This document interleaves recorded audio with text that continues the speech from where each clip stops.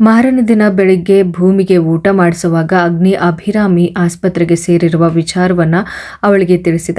ಅಭಿರಾಮಿ ಆತ್ಮಹತ್ಯೆಗೆ ಯತ್ನಿಸಿದ್ದಾಳೆ ಎಂದು ಕೇಳಿದ ತಕ್ಷಣ ಅವಳು ಬೆಚ್ಚಿಬಿದ್ದಳು. ತನ್ನಿಂದಾಗಿಯೇ ಇದೆಲ್ಲ ಸಂಭವಿಸಿತು ಎನ್ನುವ ಯೋಚನೆಯಲ್ಲಿ ಭೂಮಿ ಮಗ್ನಳಾಗಿರೋದನ್ನು ಗಮನಿಸಿದ ಅಗ್ನಿ ಮೊಬೈಲ್ ತೆಗೆದು ವಿಡಿಯೋ ಪ್ಲೇ ಮಾಡಿ ಅವಳ ಕೈಗಿತ್ತ. ಹೆಚ್ಚು ಸೆಂಟಿಮೆಂಟ್ಸ್ ಬೇಡ, ಆ ವಿಡಿಯೋ ನೋಡಿದ ಮೇಲೆ ನೀನೇ ನಿರ್ಧರಿಸು, ಅವಳಿಗಾಗಿ ಸೆಂಟಿಮೆಂಟ್ಸ್ ತೋರಿಸ್ಬೇಕೋ ಬೇಡನೋ ಅಂತ. ಭೂಮಿ ಅವನನ್ನೊಮ್ಮೆ ನೋಡಿ ಮೊಬೈಲ್ ಇರಿಸಿದುಕೊಂಡು ವಿಡಿಯೋ ನೋಡಲಾರಂಭಿಸಿದಳು. ಅವಳ ಕಣ್ಣುಗಳು ನಂಬಲಾಗದೆ ಅರಳುತ್ತಿದ್ದವು ಮತ್ತು ಕುಗ್ಗುತ್ತಿದ್ದವು.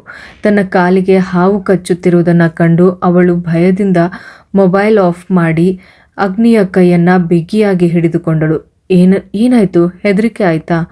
ಅಗ್ನಿ ಅವಳು ಕುಳಿತಿದ್ದ ರೀತಿಯನ್ನು ಕಂಡು ನಗುತ್ತಲೇ ಕೇಳಿದ. ಆದರೂ ನನಗೆ ಹೀಗೆಲ್ಲ ಮಾಡೋದಕ್ಕೆ ಆ ಹುಡುಗಿಗೆ ಹೇಗೆ ತಾನೇ ಮನಸ್ಸು ಬಂತು?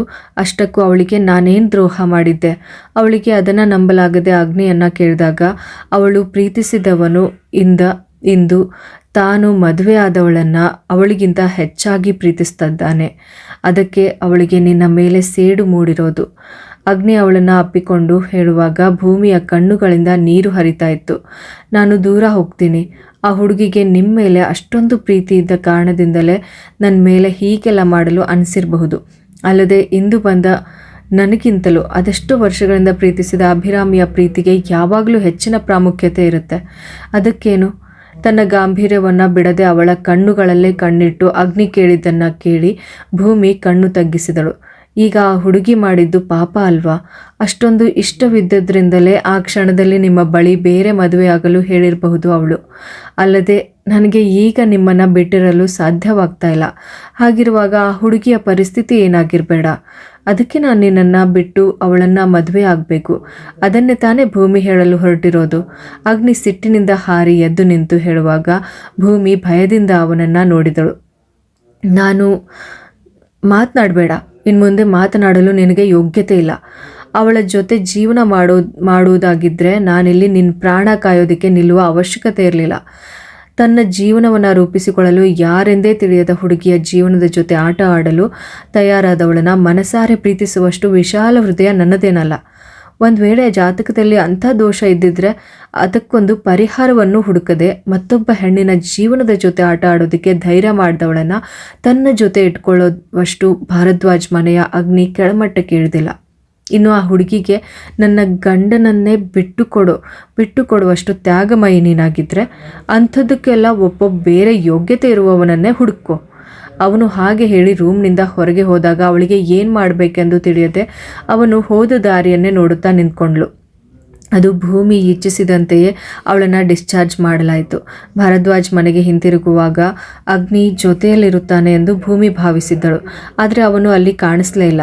ಭೂಮಿಗೆ ಸಂಕಟದಿಂದ ಉಸಿರುಗಟ್ಟಿದಂತಾಯಿತು. ಅವಳ ಮುಖಭಾವವನ್ನು ಕಂಡಾಗಲೇ ಅಗ್ನಿಯನ್ನು ಕಾಣದಿರುವುದಂತ ಅವಳು ಬೇಸರಗೊಂಡಿದ್ದಾಳೆ ಎಂದು ಸುಮಿತ್ರಾಗೆ ಅರ್ಥವಾಗಿತ್ತು. ಮಗಳೇ, ಬೇಸರ ಮಾಡ್ಕೋಬೇಡ. ಅಭಿರಾಮಿಗೆ ಪರಿಸ್ಥಿತಿ ಸ್ವಲ್ಪ ಬಿಗಡಾಯಿಸಿದೆ ಅಂತ ಆಸ್ಪತ್ರೆಯಿಂದ ಕಾಲ್ ಬಂದಿತ್ತು. ಅಗ್ನಿ ಮತ್ತು ಆದಿ ಇಬ್ಬರು ಅಲ್ಲಿಗೆ ಹೋಗಿದ್ದಾರೆ. ಅಭಿರಾಮಿಯ ಪರಿಸ್ಥಿತಿ ಗಂಭೀರವಾಗಿದೆ ಎಂದು ಹೇಳಿದ ತಕ್ಷಣ ಅವಳ ಅರ್ಧ ಪ್ರಾಣವೇ ಹೋದಂತಾಗಿತ್ತು. ಡಾಕ್ಟರ್ ಏನು ಹೇಳಿದ್ರು ಅಮ್ಮ? ಅವಳು ಆತಂಕದಿಂದ ವಿಚಾರಿಸಿದಳು. ಪರಿಸ್ಥಿತಿ ಗಂಭೀರವಾಗಿದೆ ಅಂತಾನೆ ಹೇಳ್ತಿದ್ದಾರೆ. ಆಸ್ಪತ್ರೆಯಲ್ಲಿ ದುಡ್ಡು ಕೇಳೋದಕ್ಕೆ ಇದೂ ಒಂದು ದಾರಿ ಅಲ್ವಾ? ನೀನು ಹೆದರಬೇಡ ಮಗಳೇ. ಸುಮಿತ್ರಾಳ ಹೆಗಲ ಮೇಲೆ ಕೈಯಿಟ್ಟು ಅವಳು ಕಣ್ಣು ಮುಚ್ಚಿಕೊಂಡಳು. ಅವಳ ಮನಸ್ಸಿನಲ್ಲಿ ಏನೋ ಒಂದು ಬಗೆಯ ಭಯ ಆವರಿಸಿತ್ತು. ಭಾರದ್ವಾಜ್ ಮನೆ ತಲುಪಿದಾಗ ಅವಳಿಗೆ ಆಸರೆಯಾಗಿ ಗೌರಿ ಯಾವಾಗಲೂ ಜೊತೆಯಲ್ಲಿದ್ದಳು. ಮಾಧವಿ ಸಮಯ ಸಾಧಿಸಲು ಅವಳ ಹಿಂದೆನೇ ಸುಳಿದಾಡುತ್ತಿದ್ದರೂ ಭೂಮಿ ಒಂಟಿಯಾಗಿ ಅವರಿಗೆ ಸಿಗಲೇ ಇಲ್ಲ. ಮಧ್ಯಾಹ್ನ ಊಟ ಮಾಡುವಾಗ ಆದಿ ಅಲ್ಲಿಗೆ ಬಂದ. ಅವನನ್ನು ಕಂಡ ತಕ್ಷಣ ಅಗ್ನಿಗಾಗಿ ಅವಳ ಕಣ್ಣುಗಳು ಹುಡುಕಾಡಿದವು. ತುಂಬ ಹಸಿವಾಗ್ತಿದೆ, ಗೌರಿ ಊಟ ಬಡಿಸು. ಆದಿ ಹಾಗೆ ಹೇಳಿ ಕೈ ತೊಳೆಯಲು ಹೋದಾಗ ಅವನ ಹಿಂದೆನೇ ಅರವಿಂದ್ ಕೂಡ ಹೋದ. ನನಗೂ ಊಟ ಬಡಿಸು ಗೌರಿ ಅತ್ತಿಗೆ, ಹಸುವಿನಿಂದ ಕರಳು ಚುರುಕಂತಿದೆ. ಅರವಿಂದ್ ಜೋರಾಗಿ ಹೇಳುತ್ತಾ ಕೈ ತೊಳೆದುಕೊಂಡು ಆದಿಯ ಜೊತೆ ಊಟಕ್ಕೆ ಕುಳಿತ. ಅವರನ್ನು ಕಂಡು ಭೂಮಿ ಏಳಲು ಹೋದರೂ ಸುಮಿತ್ರ ಬಿಡಲೇ ಇಲ್ಲ. ಅಲ್ಲಿ ಏನಾಯಿತು ಹೋಗಿದ್ದು? ಅವರಿಗೆ ಬಡಿಸುತ್ತಿರುವಾಗ ಗೌರಿ ವಿಚಾರಿಸಿದಳು. ಅಲ್ಲೇನಾಗಬೇಕು? ಅವಳಿಗೆ ತೊಂದರೆ ಏನಿಲ್ಲ. ನಾರ್ಮಲ್ ಆಗುವಾಗ ಟೆನ್ಷನ್ನಿಂದ BP ಸ್ವಲ್ಪ ಶೂಟ್ ಆಗಿತ್ತು ಅಷ್ಟೇ. ಈಗ ಅವಳು ಓಕೆ ಆಗಿದ್ದಾಳೆ. ಅದಲ್ಲದೆ ಅಪ್ಪು ಕೂಡ ಊರಿಗೆ ಬಂದಿದ್ದಾನಲ್ಲ, ಅದಕ್ಕೆ ಹೆದರಿರಬೇಕು. ಆದಿ ಹಾಗೆ ಹೇಳುತ್ತಲೇ ಸಾಂಬಾರ್ ಮತ್ತು ಎಲೆಕೋಸು ಪಲ್ಯದೊಂದಿಗೆ ಕಲಸಿದ ಅನ್ನವನ್ನು ಬಾಯಿಗಿಟ್ಟುಕೊಂಡ. ಹಾಂ, ಏನೇನೋ ಮಾಡಿಟ್ಟುಕೊಂಡು ಈಗ ಅನುಭವಿಸ್ತಾ ಇರೋದನ್ನು ಬೇರೆಯವರಲ್ವಾ ಹೇಳಿ ಪ್ರಯೋಜನವಿಲ್ಲ. ಅಲ್ಲ, ನಿನ್ನ ಜೊತೆ ನಿನ್ನ ತಮ್ಮನೂ ಬಂದಿದ್ನಲ್ಲ, ಅವನು ಎಲ್ಲಿ ಹೋದ? ಸುಮಿತ್ರಾ ಕೇಳಿದ್ದನ್ನು ಕೇಳಿ ಭೂಮಿಯ ಮುಖ ಸ್ವಲ್ಪ ಅರಳಿತು. ಅವನು ಆಫೀಸ್ಗೆ ಹೋಗಿದ್ದಾನೆ, ಬಸ್ನಲ್ಲಿ ಮತ್ತೆ ಕೆಲಸಕ್ಕೆ ಹೋಗ್ತಾನಂತೆ. ಯಾಕೆ ಇದ್ದಕ್ಕಿದ್ದಂತೆ? ಅವನಿಗೆ ಹೇಗೂ ಡ್ರೈವಿಂಗ್ ಅಂದರೆ ತುಂಬ ಇಷ್ಟ ಅಲ್ವಾ? ಇಷ್ಟು ದಿನ ಆಸ್ಪತ್ರೆ ಅದು ಇದು ಅಂತ ಸುತ್ತಾಡ್ಕೊಂಡಿದ್ದ. ಇನ್ನು ಬಿಸ್ನೆಸ್ ಕಡೆ ಗಮನ ಹರಿಸ್ತಾ ಇದ್ರೆ ಎಲ್ಲನೂ ಕೆಟ್ಟು ಹೋಗುತ್ತೆ. ಆದಿ ಹಾಗೆ ಹೇಳಿ ಊಟ ಮುಗಿಸಿ ಎದ್ದ. ಭೂಮಿ, ಈಗೇನೂ ತೊಂದರೆ ಇಲ್ಲ ತಾನೇ? ಅರವಿಂದ್ ಕೈ ತೊಳೆದುಕೊಂಡು ಬಂದು ಕೇಳಿದಾಗ ಅವಳೊಮ್ಮೆ ಮುಗುಳ್ನಕ್ಕಳು. ಅಂದಿಡೀ ದಿನ ಭೂಮಿ ಅಗ್ನಿಗಾಗಿ ಕಾಯುತ್ತಲೇ ಕುಳಿತಿದ್ದಳು. ರಾತ್ರಿ ಬರುವುದು ತಡವಾಗತ್ತೆ ಎಂದು ಹೇಳಿದಾಗ ಸುಮಿತ್ರಾ ಮತ್ತು ಗೌರಿ ಬಲವಂತವಾಗಿ ಅವಳಿಗೆ ಊಟ ಮಾಡಿಸಿದ್ರು. ರಾತ್ರಿ 11 ಗಂಟೆ ದಾಟಿತ್ತು. ಅಗ್ನಿ ಬರುವಾಗ ಭೂಮಿ ಅವನನ್ನು ನೋಡಿದ ತಕ್ಷಣ ಅವನ ಬಳಿ ಹೋದಳು. ಯಾಕೆ ಇಷ್ಟು ಹೊತ್ತಾಯಿತು? ನಾನು ಎಷ್ಟು ಹೊತ್ತಿನಿಂದ ಕಾಯ್ತಾ ಇದ್ದೀನಿ ಗೊತ್ತಾ? ನಾನು ಊಟ ಬಡಿಸ್ಲಾ ಅಗ್ನಿ? ಅವಳು ಅಗ್ನಿಯ ಕೈಯನ್ನು ಹಿಡಿದು ಕೇಳಿದಾಗ ಅಗ್ನಿ ಅವಳ ಕೈ ಬಿಡಿಸಿ ಟೇಬಲ್ ಮೇಲಿದ್ದ ಕವರ್ ತೆಗೆದು ಅವಳ ಮುಂದಿಟ್ಟ. ಏನಿದು? ಅವಳಿಗೆ ಅರ್ಥವಾಗದೆ ಅಗ್ನಿಯನ್ನು ನೋಡಿದಳು. ಅದನ್ನು ತೆಗೆದು ನೋಡು ಭೂಮಿ. ಅವನು ಗಂಭೀರವಾಗಿ ಹೇಳಿದ್ದಕ್ಕಿಂತಲೂ ಅವಳಿಗೆ ನೋವಾದದ್ದು ಭೂಮಿ ಎಂದು ಕರೆದದ್ದಕ್ಕೆ. ಅವಳು ಏನೂ ಮಾತನಾಡದೆ ಆ ಕವರನ್ನು ತೆಗೆದು ನೋಡಿದಾಗ ಅದರಲ್ಲಿ ಒಂದು ಮೊಬೈಲ್ ಇತ್ತು. ನಾಳೆಯಿಂದ ಕಾಲೇಜ್ಗೆ ಹೋಗು. ಈಗಾಗಲೇ ಬಹಳ ಕ್ಲಾಸನ್ನು ನೀನು ಮಿಸ್ ಮಾಡ್ಕೊಂಡಿದ್ದೀಯಾ. ಎಲ್ಲರ ನಂಬರನ್ನು ಅದರಲ್ಲಿ ಸೇವ್ ಮಾಡಿದ್ದೀನಿ ನಾನು. ಈಗೋ, ಇನ್ನು ಮುಂದೆ ತಾಳಿಯನ್ನು ತೆಗೆದು ಈ ಚೈನನ್ನು ಹಾಕೋ. ಪ್ರಯಾಣ ಮಾಡುವಾಗ ಅದು ಕಷ್ಟ ಆಗ್ಬೋದು. ಒಂದು ಸಣ್ಣ ಬಾಕ್ಸ್ ಕೂಡ ಅವನು ಕೊಟ್ಟಾಗ ಭೂಮಿ ಹಿಂಜರಿಕೆಯಿಂದಲೇ ಅದನ್ನು ಇರಿಸಿಕೊಂಡು ಅವಳಿಗೆ ಏನೋ ಒಂದು ರೀತಿಯ ಕೀಳರಿಮೆ ಕಾಡಲಾರಂಭಿಸಿತು. ಯಾವ ಆಸ್ತಿಯೂ ಇಲ್ಲದಿದ್ದಾಗ ದುಡಿದು ಬದುಕುವಾಗ ಎಂದಾದರೂ ಸಾಲ ತೀರಿಸಿ ನೆಮ್ಮದಿಯಾಗಿ ಬದುಕೋ ಆಸೆ ಇತ್ತು.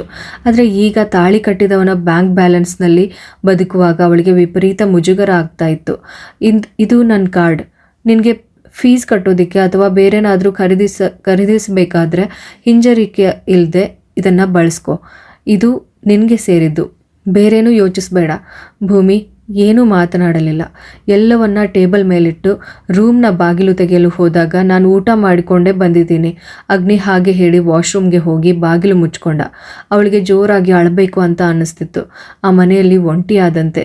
ಎಲ್ಲಿಗಾದರೂ ಓಡಿ ಹೋಗಲು ಅವಳ ಮನಸ್ಸು ಹಾತೊರಿತಾ ಇತ್ತು. ತಡೆಯಲಾಗ್ತಾ ಇಲ್ಲ ಅಗ್ನಿಯ ನಿರ್ಲಕ್ಷ್ಯವನ್ನು. ತಾತ ಮತ್ತು ಅಜ್ಜಿಯನ್ನು ನೋಡಲೇಬೇಕು ಎಂದು ಆ ಕ್ಷಣ ಅವಳಿಗೆ ಅನ್ನಿಸ್ತಾ ಇತ್ತು. ಯಾರೂ ಇಲ್ಲದ ನಡುಗಡ್ಡೆಯಲ್ಲಿದ್ದ ಸಿಕ್ಕಿಬಿದ್ದಂತೆ ಅವಳಿಗೆ ಒಳಗೊಳಗೆ ಕುದಿತಾ ಇದ್ದಳು. ಅಗ್ನಿ ಸ್ನಾನ ಮುಗಿಸಿ ಬರುವಾಗ ಭೂಮಿ ಮಲಗಿದ್ದಳು. ಹಾಸಿಗೆಯ ಒಂದು ಬದಿಯಲ್ಲಿ ಅವನು ಮಲಗಿದ್ದು ಗೊತ್ತಾದರೂ ಅವಳು ಅಲುಗಾಡಲಿಲ್ಲ. ಅಗ್ನಿಗೆ ಬಹಳ ಸುಸ್ತಾಗಿತ್ತು. ಜ್ವರ ಬರುವ ಲಕ್ಷಣವಿದ್ದರಿಂದ ಒಂದು ಡೋಲೋ ಮಾತ್ರೆಯನ್ನು ನುಂಗಿ ಮಲಗಿದವನು ಹಾಗೇನೆ ನಿದ್ದೆ ಹೋದ. ನಿದ್ದೆಯಲ್ಲಿ ಯಾವಾಗಲೂ ಹಾಸಿಗೆಯ ಮತ್ತೊಂದು ಬದಿ ಖಾಲಿಯಾಗಿರೋದು ಅರಿವಾಗಿ ಅವನು ಹಾರಿ ಎದ್ದ. ಬಾಲ್ಕನಿಯ ಬಾಗಿಲು ತೆರೆದಿರುವುದನ್ನು ಕಂಡು ಅಗ್ನಿ ಎದ್ದು ಹೊರಗೆ ಹೋದಾಗ ಬಾಲ್ಕನಿಯ ಕಂಬಿ ಹಿಡಿದುಕೊಂಡು ಏನೋ ಯೋಚಿಸುತ್ತಾ ನಿಂತವಳನ್ನು ಕಂಡ. ಏನಾಯ್ತು? ಇನ್ನೂ ನಿದ್ದೆ ಬರಲಿಲ್ವಾ ನಿಂಗೆ? ಅಗ್ನಿ ಅವಳ ಬಳಿ ಹೋಗಿ ಕೇಳಿದರೂ ಅವಳು ಏನೂ ಮಾತನಾಡಲಿಲ್ಲ. ಏನಾಯಿತು? ಹುಷಾರಿಲ್ವಾ? ಅಗ್ನಿ ಅವಳನ್ನು ಅಪ್ಪಿಕೊಂಡಾಗ ಭೂಮಿ ಅವನ ತೆಕ್ಕೆಯಿಂದ ದೂರ ಸರಿದು ಏನೂ ಇಲ್ಲ ಎಂದು ಹೇಳಿ ರೂಮ್ನೊಳಗೆ ಹೋದಳು. ಅವಳ ವರ್ತನೆಯನ್ನು ಕಂಡು ಅಗ್ನಿ ಅವಳನ್ನೇ ಸೂಕ್ಷ್ಮವಾಗಿ ನೋಡಿದ. ಭೂಮಿ ಹಾಸಿಗೆಯ ಮೇಲೆ ಮಲಗಿ ಹೊದ್ದುಕೊಂಡು ಬಾಯಿ ಮುಚ್ಚಿಕೊಂಡು ಕಣ್ಣುಗಳಿಂದ ಹರಿಯುತ್ತಿದ್ದ ಕಣ್ಣೀರನ್ನು ತಡೆಯಲಾಗದೆ ಪರದಾಡಿದಳು. ಅಗ್ನಿ ಅವಳು ಮಲಗಿದ್ದ ರೀತಿಯನ್ನು ಒಮ್ಮೆ ನೋಡಿ ಬಂದು ಪಕ್ಕದಲ್ಲಿ ಮಲಗಿದ. ಬೆಳಗ್ಗೆ ಅಗ್ನಿ ಬಸ್ಗೆ ಹೋಗಲು ತಯಾರಾಗುತ್ತಿರುವುದನ್ನು ಕಂಡು ಭೂಮಿ ಅವನ ಬಳಿ ಹೋಗಿ ಕೆಮ್ಮಿದಳು. ಅದು ನನಗೆ ಕಾಲೇಜಿಗೆ ಹೋಗಲು ಅರವಿಂದ್ ಬಿಟ್ಟು ಬರ್ತಾನೆ, ಒಂಟಿಯಾಗಿ ಹೋಗಬೇಡ. ಅಗ್ನಿ ಮೊದಲೇ ಹೇಳಿದ್ದನ್ನು ಕೇಳಿ ಅವಳು ಕಣ್ಣು ತಗ್ಗಿಸಿದಳು. ನನಗೆ ಮನೆಗೊಮ್ಮೆ ಹೋಗಬೇಕು ಅನ್ನಿಸ್ತಿದೆ. ಅವಳು ಧ್ವನಿ ತಗ್ಗಿಸಿ ಹೇಳಿದಳು. ನಾನು ಬಂದ ಮೇಲೆ ಹೋಗೋಣ. ನಾನೇ ಹೋಗಿ ಬರ್ತೀನಿ. ಅಲ್ಲಿ ಅಣ್ಣ ಇದ್ದಾನಲ್ಲ, 2 ದಿನ ನಾನು ಅಲ್ಲೇ ಇರ್ತೀನಿ. ಅವಳ ಪ್ರಶ್ನೆಗೆ ಉತ್ತರವಾಗಿ ಮೆಲ್ಲನೆ ಹೂಗುಟ್ಟಿ ಅಗ್ನಿ ಹೊರಗೆ ಹೋದಾಗ ತನ್ನ ಪ್ರೀತಿಯ ಗಂಡನ ಹೃದಯ ನೋವಿನಿಂದ ಛಿದ್ರವಾಗ್ತಾ ಇದೆ ಅನ್ನೋದು ಅವಳಿಗೆ ತಿಳಿದಿರಲಿಲ್ಲ.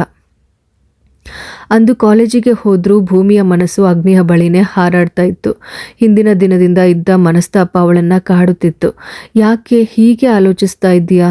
ಬಹಳ ಹೊತ್ತಾಯ್ತಲ್ಲ, ಸುಮ್ಮನೆ ಏನೋ ಯೋಚನೆ ಮಾಡ್ತಾ ಕೂತಿದೀಯಾ? ಮಾಳು ಊಟಕ್ಕೆ ಕುಳಿತಾಗ ಭೂಮಿಯ ಬಾಕ್ಸ್ ತೆಗೆದು ತನ್ನ ಪ್ಲೇಟ್ಗೆ ಹಾಕಿಕೊಳ್ಳುತ್ತಲೇ ಕೇಳಿದಳು.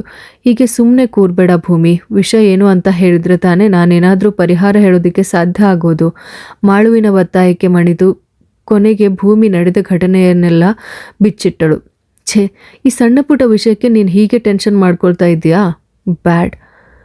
ನನ್ನ ಭೂಮಿ, ಇದ್ದಕ್ಕಿಂತ ದೊಡ್ಡ ಸಮಸ್ಯೆಗಳನ್ನೇ ಎದುರಿಸಿ ಬಂದವಳಲ್ವಾ ನೀನು? ಆದರೂ ಹೀಗೆ ಬಾಡಿ ಹೋಗಿದೆಯಲ್ಲ? ಅವಳು ಭೂಮಿಯ ಕೆನ್ನೆಯನ್ನು ಜಗ್ಗಿ ಬಿಟ್ಟಳು. ನಿನಗೆ ಹಾಗೆ ಸುಲಭವಾಗಿ ಹೇಳಿಬಿಡ್ಬೋದು, ಆದರೆ ಅಗ್ನಿ ಏನೂ ಮಾತನಾಡದೆ ಹೀಗೆ ದೂರ ದೂರ ಇದ್ದರೆ ನನಗೆ ತಡೆಯಲಾಗ್ತಾ ಇಲ್ಲ. ನನಗೆ ಯಾರೂ ಇಲ್ಲ. ಅವಳ ಕಣ್ಣುಗಳು ತುಂಬಿ ಹರಿದವು. ಛೇ, ನೀನು ಯಾಕೆ ಹೀಗೆಲ್ಲ ಆಡ್ತಿದೀಯಾ? ಎಲ್ಲವನ್ನ ನಾವು ಎದುರಿಸ್ಬೇಕು. ಆಮೇಲೆ ನಿನ್ನ ಗಂಡ, ಅವರ ಹತ್ತಿರ ನೀನು ಯಾವ ಕಾರಣಕ್ಕೂ ಹೇಳಬಾರ್ದ ಮಾತನ್ನು ಹೇಳಿದೀಯಾ. ನಿನ್ನ ಪ್ರಾಣ ಉಳಿಸೋದಕ್ಕೆ ಅವರು ಅಷ್ಟೆಲ್ಲ ಕಷ್ಟಪಟ್ಟರು. ಆದರೂ ಭೂಮಿ, ಆ ಹುಡುಗಿಯನ್ನು ಮದುವೆ ಆಗುವಂತ ನೀನು ಅಗ್ನಿ ಬಳಿ ಹೇಳಿದ್ದು ತಪ್ಪು. ಭೂಮಿಯ ಎದೆ ಝಲ್ಲೆಂದಿತು. ಹಾಗಾದರೆ ನಾನು ಅವರ ಮನಸ್ಸಿಗೆ ನೋವು ಮಾಡಿದೆನಾ? ಭೂಮಿ ಗೊತ್ತಿಲ್ಲದೆ ಕೇಳಿಬಿಟ್ಲು. ಖಂಡಿತವಾಗ್ನೂ ನೀನು ಅಗ್ನಿಗೆ ನಿಜಕ್ಕೂ ನೋವು ಮಾಡಿದ್ಯಾ? ಯಾರೆಂದೇ ತಿಳಿಯದ ಹುಡುಗಿಯ ಸಾವು ನೋಡಬಾರ್ದು, ಕೇಳಬಾರ್ದು ಎನ್ನುವ ಕಾರಣಕ್ಕೆ ಅಭಿರಾಮಿಯ ಮಾತನ್ನು ಧಿಕ್ಕರಿಸಿ ಎಲ್ಲರಿಂದಲೂ ದೂರ ಉಳಿದಿದ್ದರು ಅಗ್ನಿ. ಆದರೂ ವಿಧಿ ನಿನ್ನನ್ನು ಅವರ ಬಳಿ ತಂದು ನಿಲ್ಲಿಸ್ತು. ತನ್ನ ಜಾತಕದ ದೋಷದಿಂದ ನಿನಗೊಂದು ಸಣ್ಣ ಗಾಯನೂ ಆಗಬಾರ್ದು ಅಂತ ಆ ಪಾಪದ ಮನುಷ್ಯ ನಿನಗಾಗಿ ಎಷ್ಟೆಲ್ಲ ತ್ಯಾಗ ಮಾಡಿದ್ದಾರೆ. ಆದರೂ ನೀನು ಆ ಮನುಷ್ಯನ ಪ್ರೀತಿಯನ್ನು ಪ್ರಶ್ನೆ ಮಾಡ್ತಾ ಇದ್ದೀಯಲ್ಲ. ಭೂಮಿಗೆ ಹೇಳಲು ಯಾವ ಪದಗಳು ಸಿಗಲಿಲ್ಲ. ಅವಳ ಕಣ್ಣುಗಳು ತುಂಬಿ ಬಂದು ಧಾರೆಯಾಗಿ ಹರಿಯಲಾರಂಭಿಸಿದವು. ನೀನು ಹೀಗೆ ಸುಮ್ಮನೆ ಆರೋಗ್ಯವನ್ನು ಹಾಳು ಮಾಡ್ಕೊಳ್ಬೇಡ. ಮೊದಲು ಊಟ ಮಾಡಿ ಆರೋಗ್ಯ ಸುಧಾರಿಸ್ಕೊ. ಆಮೇಲೆ ಬೇಕಿದ್ರೆ ಈ ಸೆಂಟಿಮೆಂಟ್ಸ್ ಮತ್ತು ಮುನಿಸು ಎಲ್ಲವನ್ನ ಇಟ್ಕೊ. ಮಾಳುವಿನ ಬಲವಂತ ತಾಳಲಾರದೆ ಭೂಮಿ ಹೇಗೋ ಊಟ ಮಾಡಿದಂತೆ ಮಾಡಿದಳು. ಅಂದು ಅವಳಿಗೆ ಕ್ಲಾಸ್ನ ಕಡೆ ಗಮನ ಹರಿಸಲು ಸಾಧ್ಯವಾಗದಂತಹ ಮಾನಸಿಕ ಸ್ಥಿತಿಯಲ್ಲಿದ್ದಳು ಭೂಮಿ. ಹೇಗಾದರೂ ಮಾಡಿ ಈ ಕ್ಲಾಸ್ ಮುಗಿದ್ರೆ ಸಾಕು ಅನ್ನಿಸ್ತು ಅವಳಿಗೆ. ಈ ಥರದ ಮತ್ತಷ್ಟು ಇಂಟ್ರೆಸ್ಟಿಂಗ್ ಕತೆಗಳನ್ನು ನಾನು ನಿಮ್ಮ ಮುಂದೆ ತಗೊಂಡು ಬರ್ತೀನಿ. ಹಾಗಿದ್ರೆ ಮಿಸ್ ಮಾಡದೆ ನಮ್ಮ ಯೂಟ್ಯೂಬ್ ಚಾನಲ್ ಕಥಾಸಾಗರ ಯೂಟ್ಯೂಬ್ ಚಾನಲ್ನ ಇವತ್ತೇ ಸಬ್ಸ್ಕ್ರೈಬ್ ಮಾಡ್ಕೊಳ್ಳಿ. ಹಾಗೆ ಕತೆ ಇಷ್ಟ ಆಗಿದ್ರೆ ಲೈಕ್ ಮಾಡಿ. ಹಾಗೆ ನಿಮ್ಮ ಫ್ರೆಂಡ್ಸ್ ಹಾಗೂ ಫ್ಯಾಮಿಲಿಗೆ ಇವತ್ತೇ ಶೇರ್ ಮಾಡಿ. ಧನ್ಯವಾದಗಳು.